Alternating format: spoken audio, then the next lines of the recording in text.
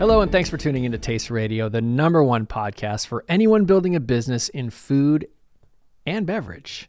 I'm Mike Schneider, and I'm with my co-hosts for this episode, John Craven and Jackie Brugliera. Ray's not here because apparently he is in Europe and he's been arrested at a football match. Yep, he wanted to one-up you. We'll spread the rumors. Yeah, those rumors are untrue. He is in Europe. Although I don't remember where. But I like the somewhere idea of better than here. spending Thanksgiving in Europe, you know? It's not a holiday over there, so you're eating every day rather than just one day. I mean, when you're Ray Latif, every day's Thanksgiving, isn't it? Speaking of great things, we're less than 2 weeks away from BevNet Live. And how's everybody feeling? I'm feeling it over here because the boxes are just piling up around me full of product and things for the events. So I'm feeling it over here. It's like we're ready to go. And I guess less than 1 week till NOSH Live when this comes out. So yeah, kind of crazy how time flies. But yeah, very exciting. Personally, really looking forward to seeing everyone who's joining us in Marina Del Rey. And I'm sure it's going to be an excellent time. Always a phenomenal time at NOSH Live. Jackie, we've added 3 more partners for one-to-ones. 3 more, yeah. So we added KeHE. We've also added The Giant Company and Nielsen IQ, NIQ. So there'll be opportunities to sit down with KeHE, very well-known distributor all across the United States. We have The Giant Company, which is a regional supermarket chain that wants to meet with all of the brands there. And then we also have Nielsen IQ, NIQ, who wants to sit down for some data consultations to see, you know, what data points can you use in your pitch? What information is relevant to you? What are benchmarks that you can use? So we have a lot of one-to-ones going on, and they're joining a lineup of industry partners, including Whole Foods, Houlihan Lokey, Springdale Ventures, and Wellness Growth Ventures. So variety of investors, investment banker, and retailer also taking meetings at NOSH Live. I've got a wellness growth investment right in front of me here. Perfect product placement. We can talk about that in a little bit. Yeah. We also have a new one-to-one partner for BevNet Live as well, Jackie. Mm-hmm. We brought on Albertsons. So we do have 2 category buyers, beverage category buyers coming to BevNet Live, and they want to meet with every beverage brand that they can. So they will be taking meetings on day 2 and day 3 of BevNet Live. So make sure you're registered, and then as soon as you register, you'll get a link to sign up and take a meeting with Albertsons. If you're still sitting on the fence for NOSH Live or BevNet Live, I'm sure you're a decision maker. We have decision makers from the food and beverage industry listening to us all the time. You're a decision maker. You're out there. You've got 2 or 3 things that are keeping you up at night, especially in the holiday season. You're planning for next year. You're thinking about capital for your company. You're thinking about your messaging, your package design. There's all kinds of things that we can help you with. We've got insanely good technical content, particularly at BevNet Live with our workshops. I mean, come to the events, jumpstart your network, ask the hard questions of everyone there. They either know the answer or they know who does, and you're going to move your company a milestone or 2 just by coming to the event. Yeah, and there'll be over 1,000 CPG professionals across all 3 events attending, and we do have all of the attendee lists online. So take a look, see who's going to be there, plan your trip. Like Mike said, get off the fence and take advantage, you know, like it's important to plan and strategize and make sure you have a great event. So Operators are standing by. I mean, at the end of the day, I think, you know, just showing up and getting in a room with all of these people, as Jackie mentioned, you know, I think it's something that, you know, when you're kind of sitting there thinking about it, it's kind of like, you know, like, is it going to be worth it? Like, is something good going to come out of this? And, you know, we've been doing these a long time, and I can't tell you how many times I've heard like just things that have happened from our events, just from the most simple interactions. And, you know, I mean, this is true of our events. It's true of certain other events out there, but, you know, it is, I know hard sometimes to actually travel somewhere, get out from the comfort of your desk and, your computer where you kind of control everything and go into this like chaos. But, there's just always good stuff that comes out of this. And I think it's always also one of those things where a lot of times when you go to these types of events, it's not just the things like, as you were saying, the burning questions, the things keeping you up at night, but I always feel like it just kind of helps create conversation and connections around things that you weren't quite thinking about yet, and that's always like the hard thing to convince someone of, but it's pretty awesome when you talk to someone after the event and they've experienced that. So anyway, that's my spiel. Yeah, serendipity is real. You're coming to this event with an agenda, and there are things that you can control and there are things that you can't. One of the just glorious things about our events is whatever conversation you're in is the right conversation to be in. And, you can just continuously have those for the entire 2 days of the event.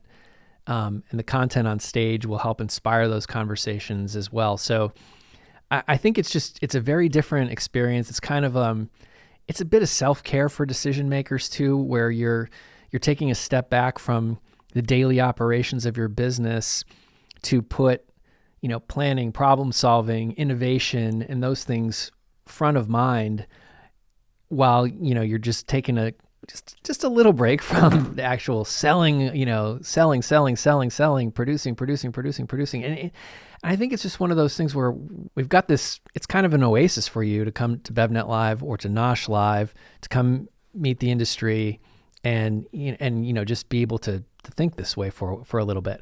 Sounds like a nice little retreat. Well, I don't know about oasis. I think it is. I'm just being honest. I think it is like, for a lot of people, taking them out of their comfort zone, and like I've been to a million events and, it's always interesting. I was thinking about this when I went to Founderland out in LA in October. It's sort of like, you go with a certain agenda, and I was almost wondering like, well, what's really going to happen? Like what sort of people are you going to actually talk to at the thing, and I think that's, again, the discomfort of doing these sort of things. But I feel like at any well-curated event, and I put ours for sure in that bucket. Founderland too, yeah. Founderland was great too. You do always come away with stuff. And I think that's, again, for entrepreneurs of whatever stage, it is good to just take a break and go, do something else, get different perspectives. And, especially at the end of the year, I think, it is sort of like a freeing sort of feeling. It's a safe place to ask any of your questions too. Yeah, and to make it a little bit more comfy, because I know, Craven, you said it can be a little uncomfortable, like find us, find our team, talk to us. We can point you in the right direction if you're looking for a connection or you don't know where to find someone. I think of it almost like a pinball machine, people are just like bouncing around, but we're like a little safe haven. So come find us. Well, we'll look forward to seeing you at BevNet Live, NOSH Live, and Brewbound Live. You can get your tickets at BevNetLive.com, NOSHLive.com, BrewboundLive.com. We had to see this coming, right? We had to see this next thing coming. Yeah. I mean, John just looked into his crystal ball, and it didn't really take much to figure out that Prime and Moss were going to go at it. What's going on there, John? Well, it seems as though Prime has now, I suppose, countersued Mark Anthony Brands, who makes Moss Plus. I think originally Mark Anthony Brands was trying to get basically something from a court saying that they weren't infringing on the, like trademark trade dress of Prime, and now it's kind of turned into a lawsuit. So, I don't know. These are two products that I guess to some extent are similar looking, but they're also similar looking in a stock bottle with a fairly simple text heavy trade dress. So I don't know, anyone's guess on how that plays out or who settles or whatever, but I think it does, to me, feel a little bit like, an incumbent beverage company in Prime poking a more established beverage company and Mark Anthony Brands, who certainly from their brands like White Claw and Mike's Hard Lemonade probably have a bigger war chest than Prime, but we'll see. I mean, I do think it's, in any of these situations, just like it's a distraction. Although maybe any press is good press, so to speak, since it's putting these brands, certainly on the front of our website, right? Yeah, and the Jack OOO philosophy, founder of Bang, is that you're not doing it right if you're not getting sued. Well, I mean, we've talked about that with class action lawsuits too. I can't disagree with Jack on that, but it's pretty interesting that this has happened. I almost feel like Moss Plus probably benefits, since Prime certainly is like at the tip of everyone's tongue in the beverage industry, at least, and it's probably more of a household name than Moss Plus at this point. So I guess covering this lawsuit for sure puts Moss Plus, out there at a time where I think Prime has had some challenges on the sales front. So we'll see what happens. Yeah, I think also how it's positioned, like they kind of poked the bear and then Prime came after them. And I think like sometimes people view one company suing another company as like they're the bad guy that's suing the good guy. So I don't know. I'll be curious to see how it plays out. But yeah, I agree. I think it's like a bit of a distraction, but it's like these two larger companies just, I guess, protecting what they believe is theirs. Yeah, I mean, I can't fault either of them for just wanting to protect that. Yeah. But yeah, I guess we'll see what happens. Insiders can read more on that story at BevNET.com. Ray left us a script, and I just don't even know what this next thing is. So let's just talk a little bit about, did he get arrested in Ipswich? After Ipswich Town drew Man United. It's really funny. I had to Google to see who they played. And I'm clueless. I saw about like 5 minutes of that match. It was on USA, and then I changed the channel. Yeah, Ipswich Town, this year's Luton Town. Everyone's pretty excited about them. They're playing some great football, and they're playing against their bitter rivals, Manchester United. 1-1 draw. Ray had to leave the country in shame. He had to leave the country. Seems like the appropriate thing to do. It does seem like the appropriate thing to do. You know what the other appropriate thing to do is? Let's talk about some products. We're going to just ignore the script that Ray left us. That seems very appropriate. Jackie, what you got over there? I have a couple products. All right. This one, I just love the name. It's hilarious. It's called Jewels Under the Kilt. Oh my God. And it's a nut brand. And Craven and I were talking a little bit about some nut brands that are just like in your face, like kind of inappropriate. But this is like, you got to think a little bit, it's a Canadian brand. They have pecan, chipotle, and then they also have moonshine pecans. And yeah, I just was a big fan of the name. I mean, that brand even jarred Nate, who's our videographer, and he... Takes a lot to jar him. It takes a lot to jar him. He's like, what? We were talking about another nut brand that I've recently seen. We have not had samples of it here, but it's actually just called Nutsack. I've seen it up in Vermont and New Hampshire a couple times. Ray's going to be like, I left you guys alone. Yeah, and this is what you're talking we about. just nuked the whole podcast. Jewels and Nutsacks, yeah. So awesome. But that's a little more subtle. I mean, that just takes the D's Nuts joke to the next level, for sure. Too far. Right. What else you got over there, Jackie? I also have some cannabis beverages. And all right. It's called River. Oh my gosh. RIVR.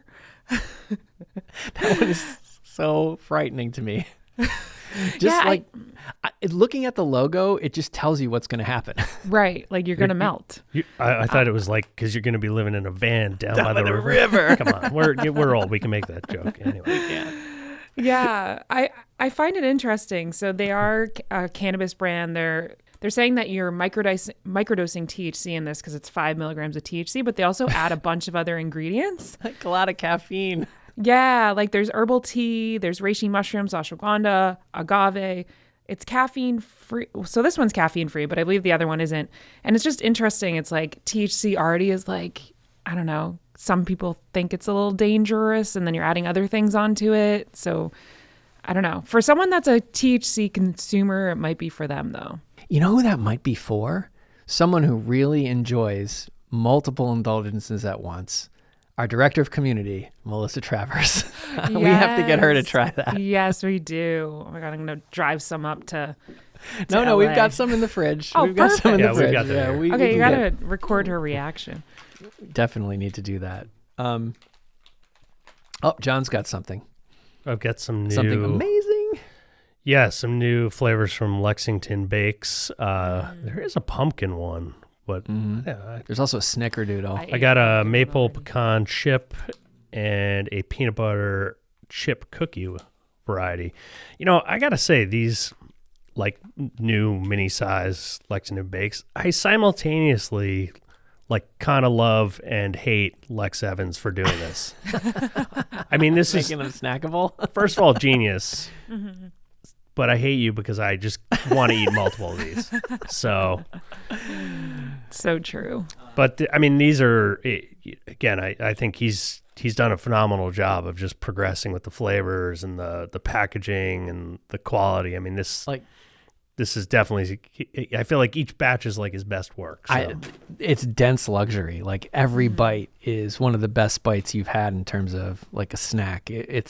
Those are amazing. And I can either just take it down in 2 bites and be like, oh my God, what have I done to myself? Or eat it over a couple of days and be happy. Yeah, I also love how he's doing a bunch of collaborations. I believe every single like one of those SKUs includes another CPG product, and he puts that front of pack too. So it's like lifting up other founders as well. Yeah, no, I think it's cool, and it also like, you know, it does add another level of like premium to the product. That okay, cool. This is like, you know, it's got some Rocca chocolate in it. Like, yeah, I think that's smart. He's got Equator Coffee. He's got, is that Secret Squirrel there? Yep, yeah, Secret he's got Squirrel, some really great partner brands that he's working with, and Cho Chocolate he works with as well. And his idea is that everyone should be doing that. Should be saying exactly what's in their what's in their product. Yeah, and like a brand, like those brands are trusted. You know that they're quality, rather than just saying. I mean, sometimes if you're talking technically about where the chocolate's sourced and all that stuff, like it's a lot easier for a consumer to just digest, this is the brand. Well, looking forward to catching up with Lex at NOSH Live in a couple days. Lexington Bakes, a difficult act to follow for any cookie, but I think one that could do a good job that's trying to play in a very different space is Bake Me Healthy. So we got these Bake Me Healthy dark chocolate chip soft baked cookies that 0 grams of added sugar, 8 grams of plant protein, 4 grams of fiber. So these are, you know, a healthier indulgence in the way that they're packaged and very different tasting, but they hit the spot. Yeah, it's pretty solid. It's maybe a little less sweet than a standard chocolate chip cookie, but pretty solid. They're also ooey gooey too. They're so soft and they stick together. So if you put them in your pocket, they're definitely going to get smushed. I like cookies in it's like an M&M bag. Most we have, John. You know, I'm always a sucker for anything that's a Negroni. So this is the Aplos Mandora Negroni. It was kind of like a citrusy, easy drinking, and it's an NA cocktail, of course. So real big fan of what Aplos has created. Ditto. Yeah, you've got a couple more of their flavors, but this might be my new favorite. That one is extraordinary. I mean, if you're looking to scratch the Negroni itch as an you know, sober curious person like me, that definitely does it. I'd put it right up there with Phony Negroni and Lapos and other, you know, great non-alc Negronis that we've tried. They also have, I haven't tried these, but they've got cola fashioned, ume spritz, and chili margarita SKUs as well. And I think there's some more even beyond these, but these are the ones that we have. So gonna give the ume spritz a try here. Yeah, really polished looking package too. So that's really good. You can just tell that it's for an adult drinking occasion just by the nose of it, and it's got really nice complex flavors. It also has some some mushrooms, magnesium. It hits a lot. It checks a lot of boxes. 30 calories. It's really good. It's the 30 calories makes it pretty crushable too. If you wanted to have multiple of these, you can feel good about it. Yeah, I think keeping the calories in check's pretty important for products like this. That feels like once you take the alcohol away, the sugar and caloric content of these products is kind of like the other concern for consumers. So I think, they've got to be like, certainly under 100 calories in my opinion. Man, this is really good. It's got organic dandelion root, calamansi lime, sweet basil, coriander, rosemary, and mint. There's some really good words on this pack. Nicely done. You know what else I've got for you here? Oh man, this is some a new product from Cedar's. Cedar's hummus. This is their Tomb Mediterranean garlic dip. We're gonna give this a try because the PR folks for Cedar's have literally like blown up my inbox this week. I mean, if it's anywhere near, which is, I'm kind of saying blow up my inbox, and we'll talk about your product on Taste Radio. But I think just DM me or Jackie. Happens. I don't know. I'm not gonna lie. Like Cedar's hummus is kind of like, it's I would say a solid, widely available mainstream hummus brand. Yeah, it's a solid B, Not B the plus, best, right? Far from the worst. Good and solid. So I was kind of intrigued about this product.